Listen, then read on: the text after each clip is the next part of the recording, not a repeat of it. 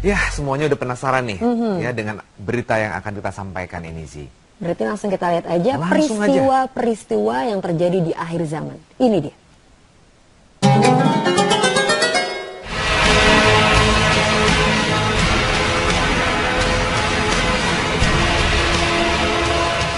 Apa peristiwa yang terjadi pada akhir zaman?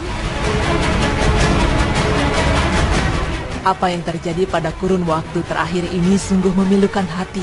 Seperti peperangan yang sangat dahsyat di antara umat manusia hingga memakan ribuan korban jiwa.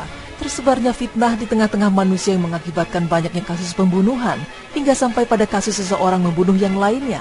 Sementara dia tidak tahu faktor apa yang mendorongnya untuk membunuh.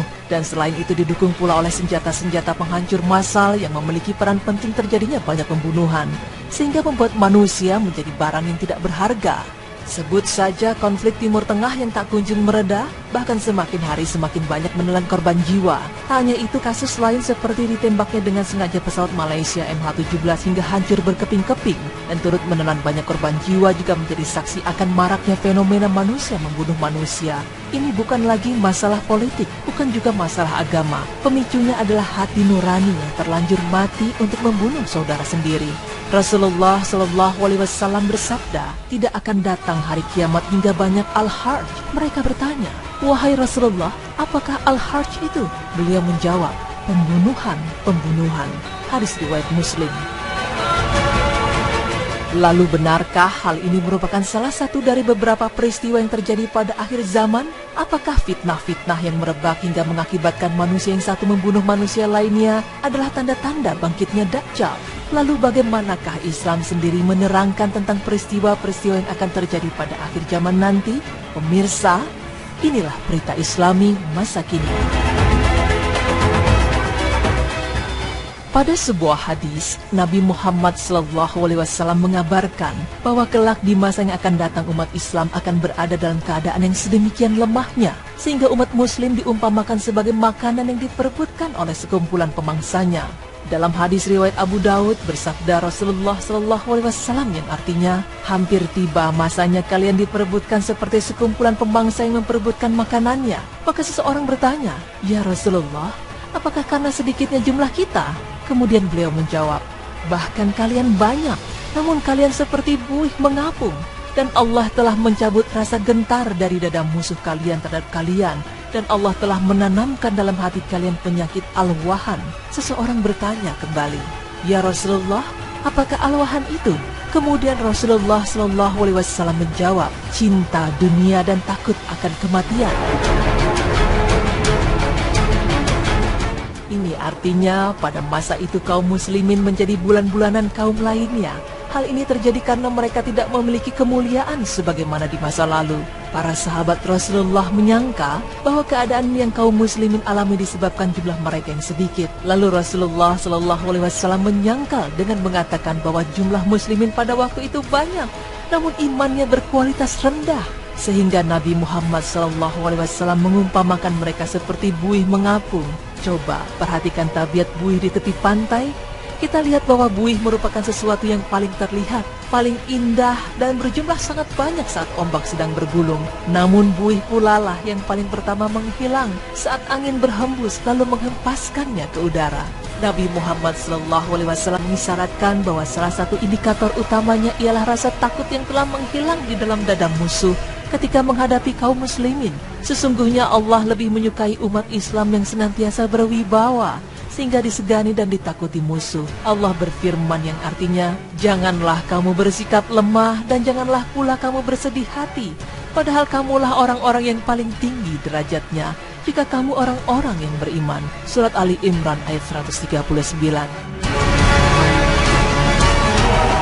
Pemirsa, jika kita melihat fenomena perang di Timur Tengah, di mana banyak saudara kita yang meninggal dunia akibat bom dan senjata modern, lalu apakah ini berarti bahwa kita sedang menjalani era paling kelam dalam sejarah Islam, di mana kaum non-muslimin sedang mendapat giliran mengarahkan dan menguasai umat manusia sedunia?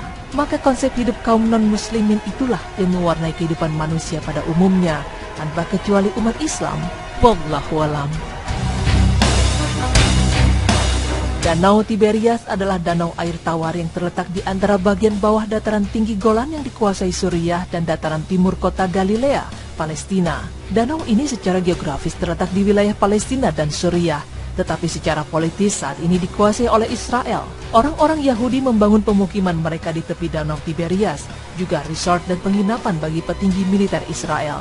Mengingat posisinya yang berdekatan dengan perbatasan Palestina dan Suriah, sebagai antisipasi penyusupan pihak-pihak yang tidak mereka kendaki, wilayah ini pun menjadi kawasan wisata elit bagi militer dan pemerintah Israel.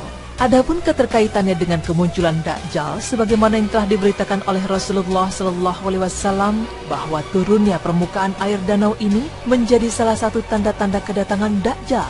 Saat ini permukaan air Danau Tiberias telah mengalami penyusutan. Ini tentu menjadi musibah bagi kita semua, karena masa kemunculan Dajjal semakin dekat. Sedangkan kedatangannya itu akan membawa fitnah yang besar bagi umat Islam di mana saja mereka berada. Sebagian besar manusia terkena fitnah tersebut. Dalam hadis riwayat Imam Muslim, Rasulullah bersabda bahwa Dajjal berkata kepada Tamim dan orang-orang Arab yang berlayar dengan kapalnya, "Beritakan kepadaku tentang Danau Tiberias." Kami pun berkata, "Tentang apa yang ingin kau ketahui?"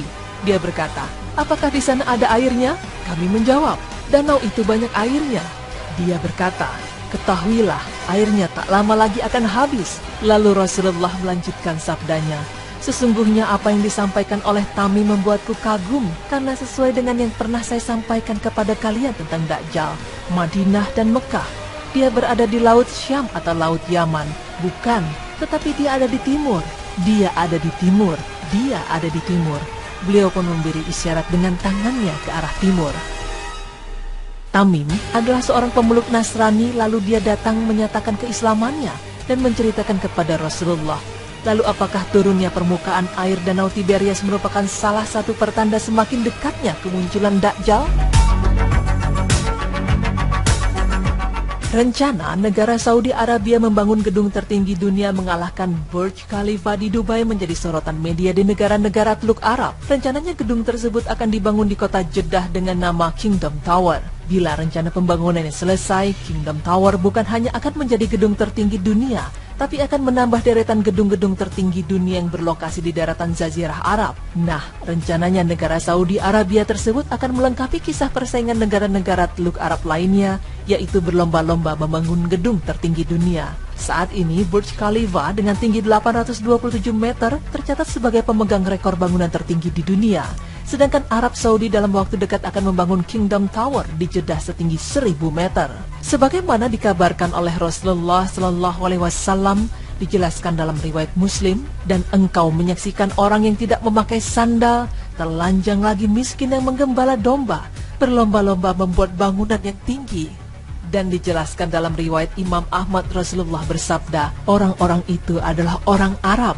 Hal ini telah nampak dengan jelas di masa sekarang ini. Orang-orang banyak berlomba mendirikan bangunan, merasa bangga dengan ketinggian, luas, dan keindahannya. Bahkan masalah ini sampai pada pembangunan gedung pencakar langit yang terkenal di Amerika dan negeri-negeri lainnya. Dan tiadalah kehidupan dunia ini melainkan senda gurau dan main-main. Dan sesungguhnya akhirat itulah yang sebenarnya kehidupan, kalau mereka mengetahui. Surat Al-Ankabut ayat 64. Rasulullah SAW bersabda, tidak akan terjadi kiamat hingga langit menurunkan hujan sampai tidak ada lagi rumah-rumah orang kota dan tidak ada pula rumah-rumah orang desa. Dalam beberapa tahun terakhir, sebagian negara alami hujan yang terus-menerus, bahkan Saudi Arabia yang tadinya sangat gersang dan jarang hujan pun telah alami hujan lebat berhari-hari dan mengakibatkan musibah banjir bandang pada November 2013. Bahkan tragedi banjir bandang ini cukup banyak menelan korban. Tidak hanya itu, bahkan salju pun pernah turun di Arab Saudi, yang merupakan daerah gurun pasir yang sangat panas di mana matahari bersinar sepanjang hari. Rasulullah SAW juga bersabda, hari akhir tidak akan datang kepada kita sampai dataran Arab sekali lagi menjadi dataran berpadang rumput dan dipenuhi dengan sungai-sungai. Hadis riwayat Muslim. Jika yang dimaksud hadis tersebut adalah hari kiamat tidak akan terjadi jika negeri Arab kembali seperti dulu, yaitu dipenuhi padang rumput dan sungai, sedang yang kita saksikan sekarang adalah negeri Arab berubah menjadi gedung-gedung tinggi dan bangunan-bangunan lainnya mirip seperti negara barat yang modern. Ya Allah, Janganlah Engkau jadikan dunia puncak cita-cita kami dan batas akhir pengetahuan kami. Ya Allah, jadikanlah akhirat pusat perhatian kami selalu, dan mati di jalan-Mu ambisi utama kami.